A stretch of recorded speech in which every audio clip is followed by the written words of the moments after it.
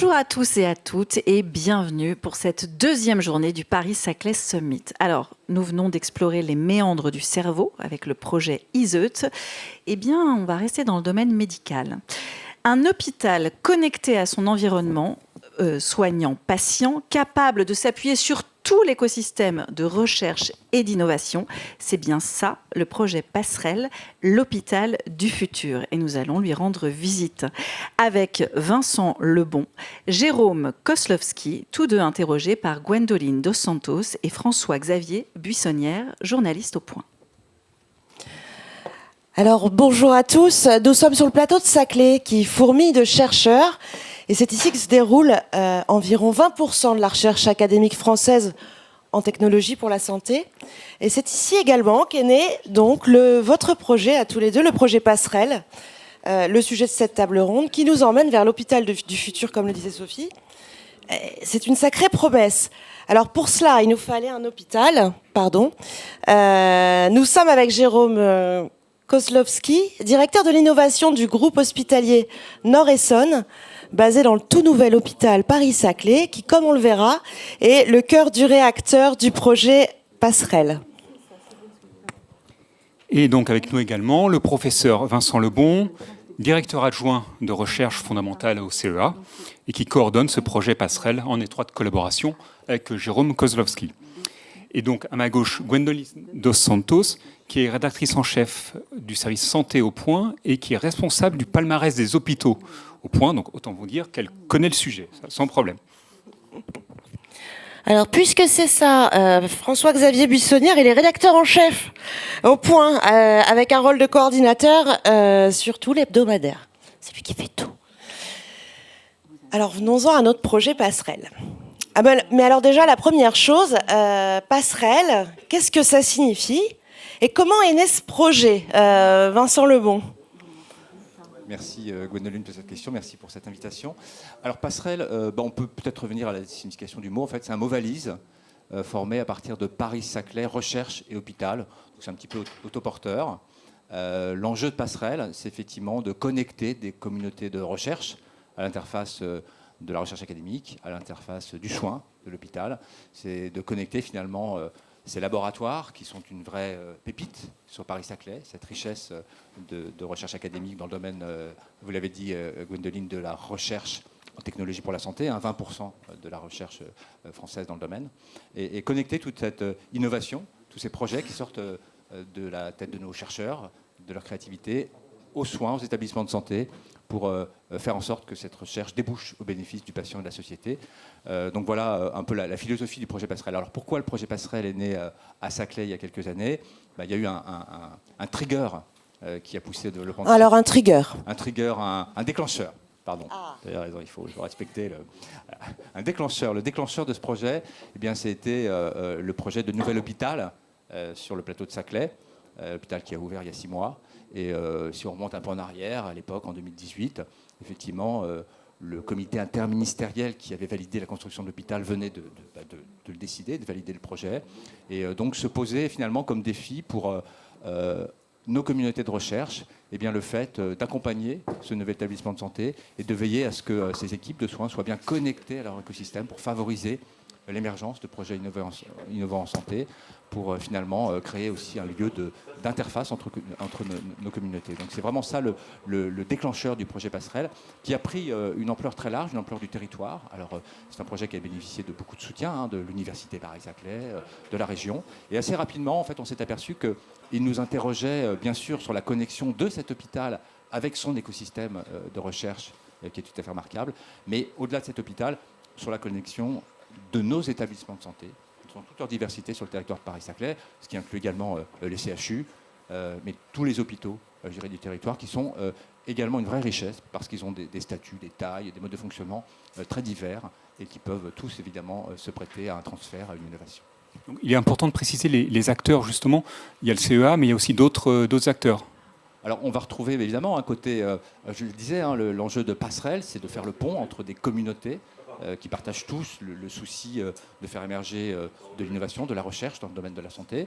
Donc il y a des communautés de recherche académique Alors là, on va retrouver évidemment les acteurs académiques. J'ai évoqué l'Université Paris-Saclay, bien sûr le CEA, qui est un acteur du plateau de Saclay important, avec beaucoup d'activités dans le domaine des technosanté.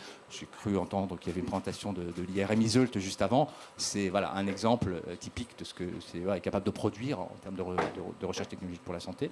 Les autres tutelles de recherche, à l'INSERM, le CNRS, en fait, les tutelles des UMR et des labos de notre université, qui sont évidemment partie prenante de cette aventure. Et puis, côté hôpital, eh bien, nous avons un réseau des hôpitaux du territoire qui sont aussi, je dirais, l'autre versant de ce projet.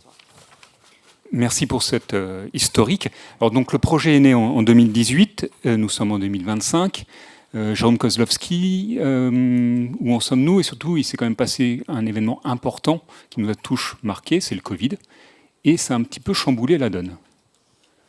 Alors ça a chamboulé la donne sur les hôpitaux et effectivement un peu sur le projet, enfin sur la réflexion. Au moment où l'hôpital a été justement le déclencheur, quand il y a eu ce projet d'hôpital de Paris-Saclay, il y avait entre guillemets un projet de réorganisation territoriale.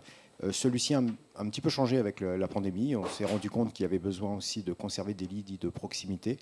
Donc on va dire que dans ce projet, Paris-Saclay est resté ce qu'il devait être, mais par exemple des hôpitaux comme celui de Longjumeau a été repositionné comme un hôpital dit de proximité, et puis on a gardé des structures aussi autour sur ce territoire.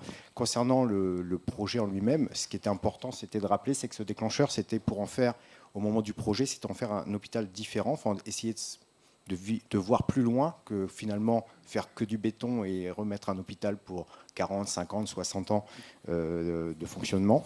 C'était de vouloir que un hôpital soit à la fois hautement numérique, avec des réflexions pour le faire vraiment évoluer, mais en même temps d'innover et je dirais, de participer à la recherche. Et c'est là où ça rejoint le projet Passerelle, parce que pour nous, en tant qu'hôpital, le projet Passerelle, c'est une chance, parce que un hôpital à visée clinique, pour soigner les patients, de taille humaine, on n'est pas des CHU, et Passerelle, c'est la possibilité de réunir au sein de l'écosystème de Saclay qui est déjà florissant, mais au sein donc d'un lieu, à la fois donc l'hôpital, mais surtout des chercheurs, des universités, des startups, des entreprises, et ce qui permet, entre guillemets, de pouvoir justement faire pas mal de choses, d'amener un peu nos problématiques, ou écouter justement les projets qui sont lancés, voir si ça peut coller aussi avec l'hôpital. Et on a cette capacité par rapport à la taille de l'hôpital, on a une certaine agilité, c'est un peu là-dessus aussi qu'on veut jouer, parce que voilà, on peut prendre des décisions assez rapidement, avoir des circuits courts pour justement essayer d'avancer avec ces différentes personnes.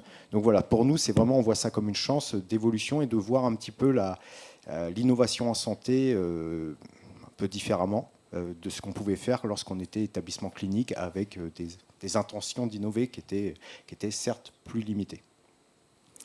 Alors ça y est, le nouvel hôpital Paris-Saclay est sorti de terre, il a ouvert l'année dernière. Il y a d'autres initiatives que la vôtre qui visent à lier la recherche, à lier la clinique à travers tout le pays, les industriels. Pourquoi alors l'hôpital du futur, ce serait plutôt Saclay qu'un autre? Qu'est-ce qu'on va, vous en avez déjà dit une partie, mais qu'est-ce qu'on va trouver, Vincent Lebon, qu'est-ce qu'on va trouver à Saclay qu'on ne trouverait pas ailleurs? Et est-ce que vous vous inspirez d'ailleurs de ce qui peut se faire ailleurs en France, qui peut se faire ailleurs en Europe et pourquoi pas dans le monde? Qu'est-ce qu'on va faire de mieux à Saclay? On va faire des choses merveilleuses à Saclay. Alors pour répondre à votre question, bon, on ne s'est pas lancé là-dedans tout seul. Effectivement, on a regardé un petit peu ce qui se faisait dans les principaux pays occidentaux ou en Asie, où clairement le souci de mieux connecter une recherche amont technologique aux communautés médicales, c'est un souci qui est largement partagé en Occident, en Asie, enfin, voilà, dans les pays, dans les pays qui font un peu la course en tête sur ces domaines-là. Donc on a évidemment fait des comparatifs, on a étudié un peu des écosystèmes locaux, notamment en Amérique du Nord ou en Asie, pour voir comment se positionner. Et clairement, je pense que Saclay, quand on se compare à l'international et à la France, a une carte à jouer. Je l'ai évoqué, c'est vraiment la carte de la technologie, y compris des technologies parfois un peu lourdes, qui nécessitent des expertises très pointues. Je fais le lien avec l'exposé d'avant. Iseult, typiquement, voilà, c'est un instrument de taille, d'ambition considérable. C'est 15 ans de R&D pour un appareil qui pèse une centaine de tonnes. Iseult, on n'aurait pas pu le construire sur l'île de la Cité. Voilà. Alors, vous l'appelez comment, Iseult Iseult, pardon, c'est l'IRM la plus puissante du monde. Voilà. Qui a produit les premières images du cerveau humain l'année dernière et qui se trouve dans un laboratoire de recherche académique de Paris-Saclay. Et vous lui donnez un petit surnom aussi, on a pu voir pendant la préparation, vous lui donnez un petit surnom à Iseult. Vous dites que c'est... Oui. Ça y est. Oui, pour moi, Iseult, c'est vraiment, moi j'appelle ça le James Webb du cerveau humain. C'est-à-dire que voilà, c'est un espèce de télescope unique. Il a fallu effectivement un partenariat d'ailleurs international, plus d'une dizaine d'années de R&D, une quinzaine d'années de R&D pour arriver à construire l'instrument. Et puis voilà, une fois qu'il est sur orbite, là, les premières images sont absolument magnifiques. Hein, on l'a vu l'année dernière et c'est plein de promesses de nouvelles découvertes. Et ça incarne peut-être une des spécificités de Paris-Saclay, hein, pas la seule, mais qui est importante, c'est le fait que voilà, on a, parce que Paris-Saclay s'est aussi construit autour d'un ancien campus qui était un campus de physiciens. Hein, je pense que la physique, les maths, les sciences de l'ingénieur, de manière générale, sont très très fortes hein, dans l'histoire de l'université Paris-Sud. Et ce qu'on appelle la fac d'Orsay, bon là c'est vraiment, je parle de préhistoire, mais voilà, on voit qu'il y a cette tradition très forte, avec également donc, une place importante de la physique, des gros instruments, des grosses plateformes de recherche, des grosses plateformes R&D qui sont un peu plus compliquées à faire émerger. Je citais l'exemple d'autres campus qui sont plus urbanisés, comme notamment dans Paris Centre. Donc ça, je pense que c'est une vraie spécificité sur laquelle il faut s'appuyer, qu'on peut revendiquer et qui est vraiment importante. Une autre spécificité de notre territoire qu'on a assez rapidement analysée, c'est cette diversité, alors qui peut être vue un peu comme une faiblesse. C'est un territoire qui est assez large au niveau géographique, hein, Paris-Saclay, ce qu'on appelle la banane sud, mais voilà, cette taille géographique, c'est aussi une richesse parce que notamment sur le versant santé, on a la chance d'avoir des établissements qui ont des modes de fonctionnement très variés et qui vont pouvoir se prêter à la R&D, à l'innovation, avec chaque établissement ayant ses avantages et ses inconvénients. Si on veut des cohortes de patients très spécialisés, très bien triés, sur des maladies très spécifiques, on va assez spontanément aller vers les CHU ou les centres experts de la PHP. Si on veut des établissements de taille intermédiaire avec lesquels on peut interagir de façon peut-être un peu plus agile ou réactive, on ira travailler avec les collègues du GHNE. Voilà deux exemples qui montrent que cette richesse territoriale, le groupe hospitalier Nord-Essonne, l'hôpital de Saclay, pardon, voilà, qui montre que ce territoire porte des richesses qui sont très très importantes pour notre projet. Donc Jérôme Kozlowski, pour enchaîner justement beaucoup d'acteurs à nouveau. En revanche, ils doivent tous se plier au système de santé qui s'appelle la médecine 4P. Alors expliquez-nous, parce que bon, voilà, chacun, médecine du futur, et justement, qu'est-ce que Passerelle va pouvoir faire avec cette médecine 4P? Sur les différents domaines, en fait, cette médecine... Alors, oui, expliquez 4P, les P, déjà. Les P, déjà. Donc, au départ, c'est la prévention. Donc, la prévention, on peut être dans une médecine prédictive. Ensuite, c'est une médecine qui est personnalisée aux patients.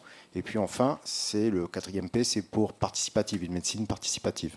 Et donc, à travers ces différentes possibilités, effectivement, on voit bien que dans tous les projets de recherche, déjà, il faut œuvrer pour la prévention. Et pour la prévention, il y a différents sujets, mais on peut aussi, avec la richesse, ce qu'on peut récupérer comme données, comme information, de pouvoir vraiment gérer. On prend des exemples simples, mais en termes de prévention, de pouvoir maîtriser, soit faire entrer des patients ou leur proposer, parce qu'en tout cas, c'est leur proposer d'entrer dans des cohortes par rapport à des détections de possibilités de maladies ou de risques à maladie, peut leur permettre de gérer et de vivre ça beaucoup plus facilement que s'ils avaient un épisode compliqué à gérer en passant par des urgences, etc. Donc c'est vraiment la médecine préventive. Et donc c'est grâce à tous ces projets de recherche et de data qu'on peut aussi, entre guillemets, avancer dessus. Donc prédictive, on reste aussi sur la partie,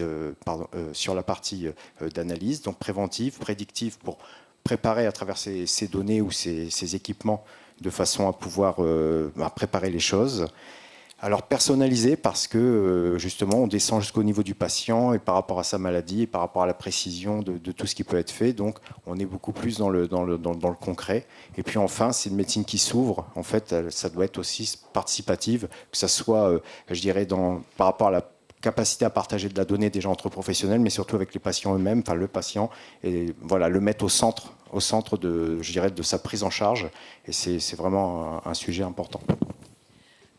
Alors, on a bien compris le concept de médecine 4P et le projet Passerelle s'inscrit complètement, en fait, dans cet état d'esprit. Pourriez-vous peut-être, alors il y a beaucoup d'exemples, hein, il y a beaucoup de projets qui sont portés par Passerelle. Est-ce que vous pourriez nous donner un exemple, Vincent Lebon, un projet concret qui s'inscrit dans Passerelle pour bien nous expliquer à quoi ça ressemble, Passerelle?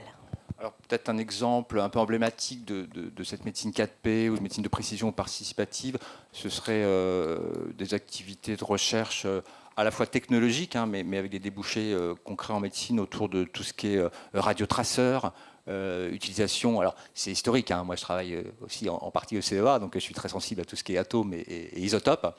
Mais voilà, l'utilisation des isotopes pour la médecine de précision, ce qu'on appelle la théranostique. Voilà, ça, voilà, on y est, encore un mot valise. Théranostique. Donc c'est ce mot qui combine à la fois thérapie et diagnostic. C'est ces approches de médecine donc de précision personnalisée qui émergent depuis quelques années, qui commencent d'ailleurs à trouver des applications dans le soin courant en médecine.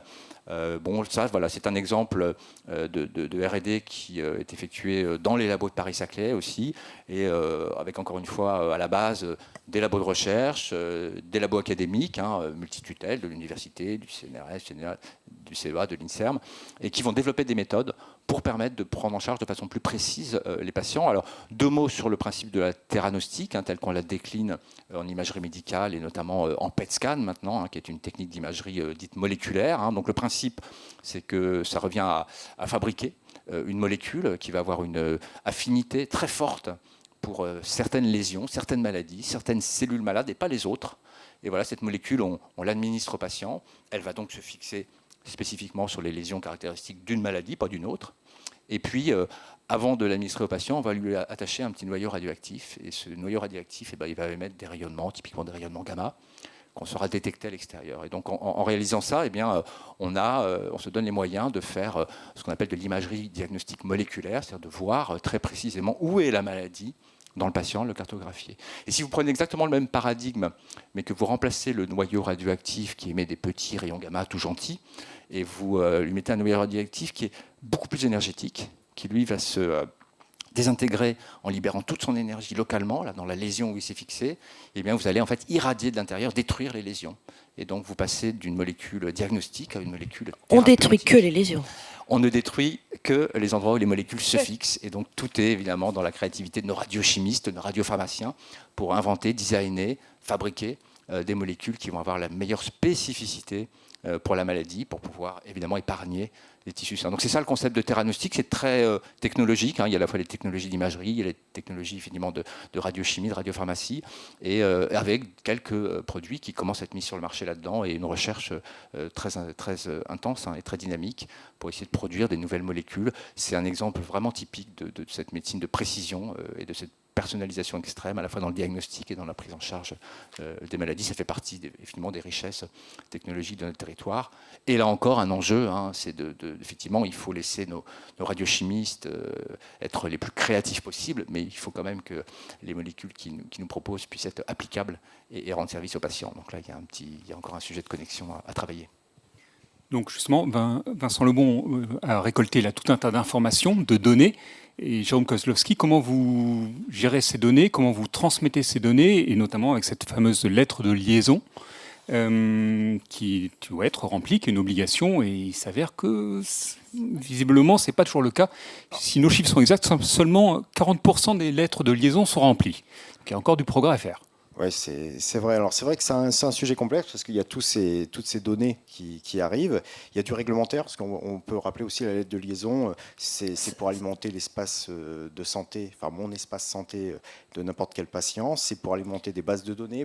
Donc l'espace santé, ça va être le fameux dossier médical partagé que tout le monde. DMP, ouais, c'est ça, le Alors, fameux. Son nouveau nom, c'est mon espace. Vu du patient, c'est mon espace santé. Vu des médecins, on peut encore l'appeler le DMP, mais qui revient à donner l'ensemble d'informations qu'un patient a eu pendant son passage ou en médecine de ville. Et donc, tout ça se met en place, mais il faut qu'on produise de la donnée. Mais d'un autre côté, produire de la donnée, c'est du temps qui pourrait être vu comme du temps, entre guillemets, administratif et pas du temps médical, parce qu'il faut quand même produire cette donnée. Donc, on compte justement sur toutes ces innovations aussi pour revoir un petit peu les différentes choses sur pouvoir traiter, donc alimenter. Donc on a un projet qui a été lancé déjà avant même, enfin Passerelle se lançait tout juste, et en fait on avait déjà ce projet qui va encore être amélioré justement avec les avancées qu'on a pu avoir en IA, mais c'était comment récupérer dans un dossier patient là où les données avaient été saisies, mais de façon, je dirais, continue, au fur et à mesure de sa prise en charge, de pouvoir justement composer ces fameuses lettres de liaison, qui ont des items assez particuliers sur le patient lui-même, sur les médicaments qu'il a pu avoir, différents examens. Donc depuis son entrée de l'hôpital jusqu'à la sortie, on va tout avoir. Voilà, le but c'est de pouvoir fournir à la sortie l'ensemble des informations, et dans l'idéal, c'est que toutes ces informations n'ont été que le fruit d'une prise en charge médicale et non pas d'un temps de réflexion à alimenter des données supplémentaires en plus de la prise en charge. Et c'est là où on a un grand intérêt avec ces projets un peu innovants de remettre un peu le médecin là où il préfère être, avec le patient, mais tout en produisant l'information nécessaire. Et puis on verra, c'est assez vertueux parce que si l'information là, on peut en faire plein de choses. Alors, nous devons quand même avoir, on l'a vu, donc tous ces exemples, on voit qu'il y a des bénéfices pour le patient, il y a des bénéfices pour les soignants, pour les chercheurs, pour tout le monde. Et d'ailleurs, on doit avoir, parmi les spectateurs, on doit avoir peut-être des chercheurs, des étudiants. Certains pourraient être inspirés. Comment font-ils, Jérôme Kozlowski, Vincent Lebon, comment font-ils s'ils ont une idée de génie pour vous la soumettre pour Passerelle?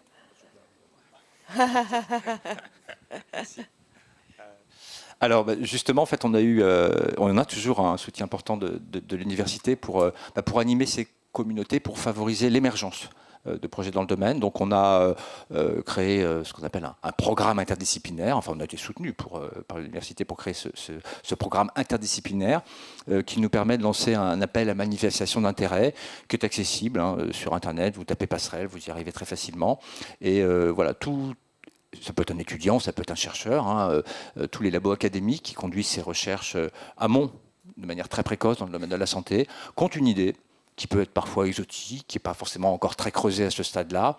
Eh bien, ils peuvent nous contacter, candidater cet appel à manifestation d'intérêt qui est un appel au fil de l'eau, et puis on va les accompagner. Donc on a monté une structure d'accompagnement experte pour challenger leurs idées. Vous avez déjà accompagné, je crois, 26 projets en 2 ans et demi avec le soutien de l'université. Et, voilà, et ça permet d'auditionner ces projets. Puis surtout, c'est pas tellement de les juger, c'est vraiment de les accompagner. Donc on réunit des comités d'accompagnement avec à la fois des experts des disciplines médicales impliquées, des technologies mobilisées, mais aussi des experts du réglementaire. Et ça, dans les questions de santé, c'est évidemment un vrai sujet, les contraintes réglementaires, de la valorisation de la propriété intellectuelle.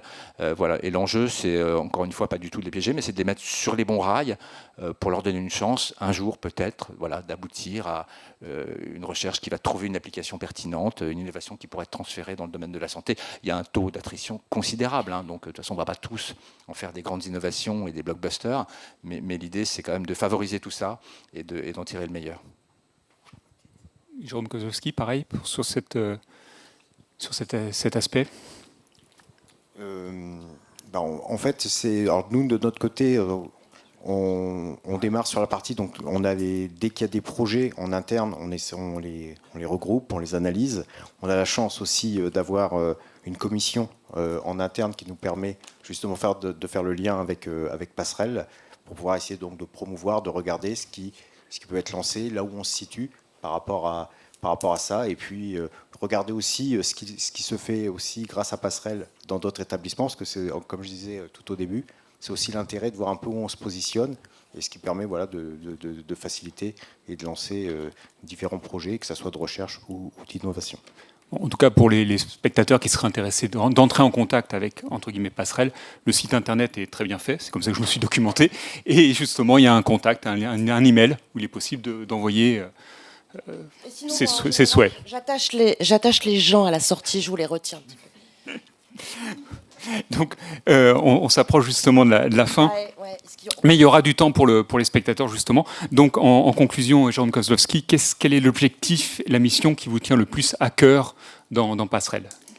Une chose. Alors dans Passerelle d'une manière générale, puis dans l'innovation tout court, effectivement. Il y en a plein, mais disons que s'il y en avait une qu'il fallait généraliser, ça serait d'une manière générale, je vais rester un petit peu sur le sujet de tout à l'heure, c'est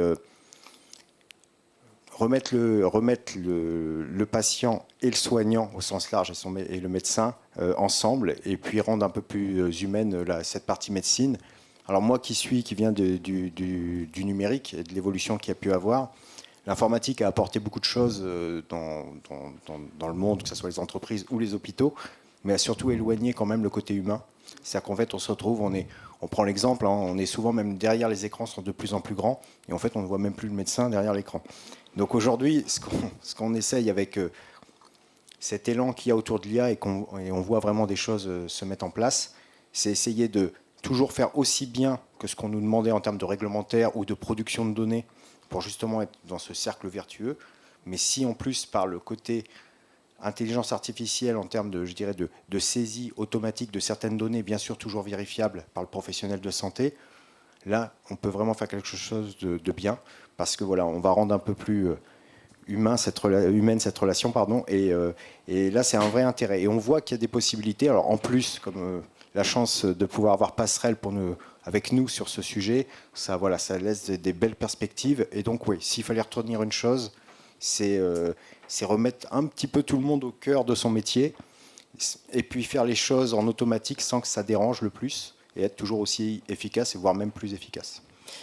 Alors, une fois que Jérôme Kozlowski aura débarrassé tous les hôpitaux des ordinateurs et que le médecin pourra s'occuper des patients, qu'est-ce qu'on aura dans votre hôpital du futur, à vous, Vincent Lebon, qu'est-ce qu'on aura dans votre hôpital du futur en plus de ça, par exemple? Qu'est-ce que vous voudriez voir? Alors moi, peut-être mon défi ou mon rêve un peu pour l'avenir, l'hôpital de Saclay est construit. Passerelle, on l'a dit, je l'évoquais, c'est un projet, c'est une démarche, c'est une activité, c'est un programme de connexion entre nos écosystèmes pour favoriser, encore une fois, cette recherche et cette innovation. Il y aura un bâtiment qui va être construit, le bâtiment Passerelle, qui devrait être ouvert en 2028 sur le parvis de l'hôpital. C'est un bâtiment qui hébergera des labos de recherche technologique. C'est un bâtiment aussi qui hébergera ces activités d'annulation, de connexion. Ce sera un peu le totem de cette interface entre la recherche amont et le soin. On s'est battu pour que ce bâtiment soit le plus près possible de l'hôpital. Il sera à quelques mètres de l'hôpital. Et vraiment, moi, mon souhait le plus ardent, et on y travaille dans la conception, c'est que ce soit aussi un lieu de rencontre physique entre les médecins de l'hôpital, qui viendront échanger avec les chercheurs, qui sortiront de leur labo, et qu'au quotidien, près des machines à café, on pourra poursuivre cette aventure et l'amplifier, parce que l'éloignement géographique est quand même aide pas, même si alors on prend nos voitures, on laboure le terrain, on échange, on présente, on anime, mais je pense qu'il n'y a rien de tel qu'une machine à café entre des communautés qui sont quand même actuellement encore un peu distantes et étanches, et l'idée de réunir ces communautés, et j'espère en tout cas qu'on pourra au moins avoir des machines à café gratuites dans le bâtiment Passerelle pour qu'ils soient bien fréquentés. La machine à café gratuite, tout le monde en rêve. Merci beaucoup à tous les deux pour cette table ronde. Et justement, puisque vous parlez d'aller à la rencontre les uns des autres, on va proposer peut-être au public d'adresser ces questions, s'il en a, à Vincent Lebon et à Jérôme Kozlowski. Bonjour. Et la participation du malade dans l'hôpital du futur, c'est quoi ?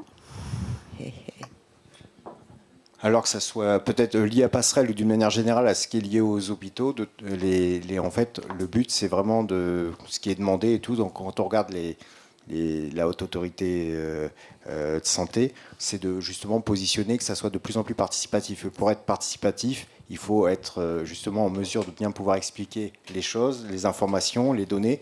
Donc ça existe déjà dans les hôpitaux. Clairement, ça peut être encore largement amélioré parce que on passe d'un système assez fermé, il y a quelques années, les hôpitaux, où là, justement, il y a toutes les commissions des usagers qui se mettent en place et qui peuvent encore s'améliorer.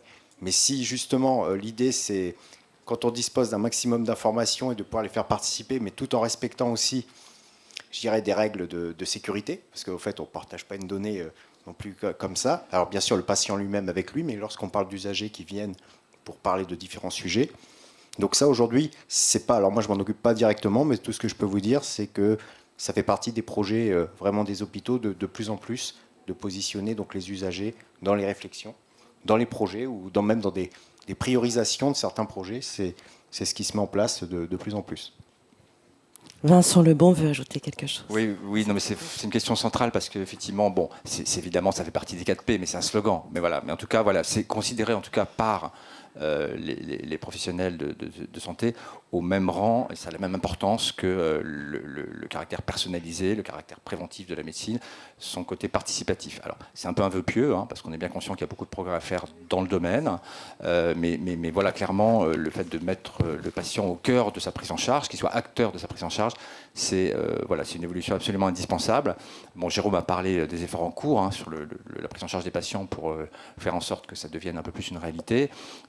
Sur des aspects plus de recherche, moi, il y a quand même une tendance qui me frappe ces dernières années, c'est quand je vois notamment comment se sont montés des grands programmes de recherche ambitieux dans le domaine de la santé, comme les programmes et équipements prioritaires de recherche. Hein, je ne reviens pas sur ces outils de financement importants.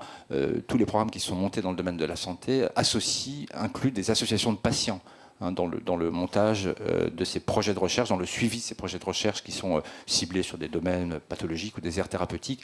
Ça, c'est un souci qu'on avait beaucoup moins il y a 10 ou 20 ans. Donc effectivement, je pense que voilà, le fait, encore une fois, de repositionner le patient, c'est quand même un peu pour lui qu'on fait tout ça, au centre et comme acteur de sa maladie, c'est tout à fait essentiel. Je crois qu'il y a encore beaucoup de chemin à faire. Bon, voilà, au moins, et l'hôpital du futur ne se fera pas sans nous tous. Et sans les patients, c'est On clair. va prendre encore une question. Oui, bonjour.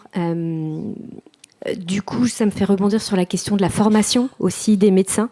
Et du coup, qu'est-ce que vous envisagez, quelle vision vous avez là-dessus? Parce que sur la question de l'humanité et justement de la formation des médecins, moi, ça m'interpelle beaucoup. Alors, passerelle, bon, là je m'éloigne un tout petit peu du périmètre de notre projet, hein, mais ça en fait partie et tout ça est complètement intégré. On ne peut pas envisager de développer une médecine du futur si effectivement on n'humanise pas un petit peu plus. Hein. Donc, mais voilà, c'est un vrai sujet, hein, savoir est-ce que finalement les médecins sont assez formés à l'échange empathique avec les patients. Hein, donc, on voudrait bien tous avoir un test là, à faire passer à nos étudiants en médecine. Ceux qui sont bien empathiques, ceux qui sont bien dans l'échange, ils valident, ils continuent, et puis les autres, ils trouvent autre chose à faire. La difficulté de cette affaire, c'est qu'évidemment, c'est quand même des notions sur lesquelles il est difficile d'avoir des tests objectifs pour trier nos jeunes étudiants qui ne manquent pas de mérite par ailleurs. Donc, mais voilà, après... Une fois qu'on a dit ça, ça ne dispense pas du reste.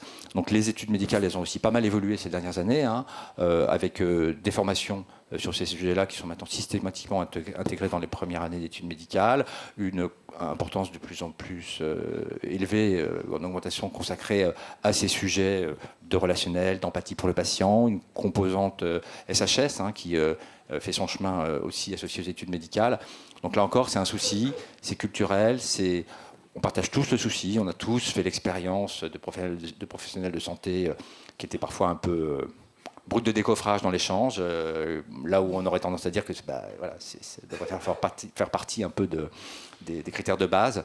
Malheureusement, on est quand même dans des choses un peu subjectives sur lesquelles il est un peu difficile de sélectionner des jeunes étudiants, surtout quand ils ont 18 ou 20 ans et que, bon, voilà, on n'a pas envie non plus de leur fermer des portes parce qu'on trouve qu'ils ne sont pas complètement aboutis sur ces sujets-là. Donc, voilà, mais je ne peux que partager votre souci et constater quand même que les études médicales s'enrichissent de ces considérations et de ces aspects relationnels de façon quand même tout à fait notable.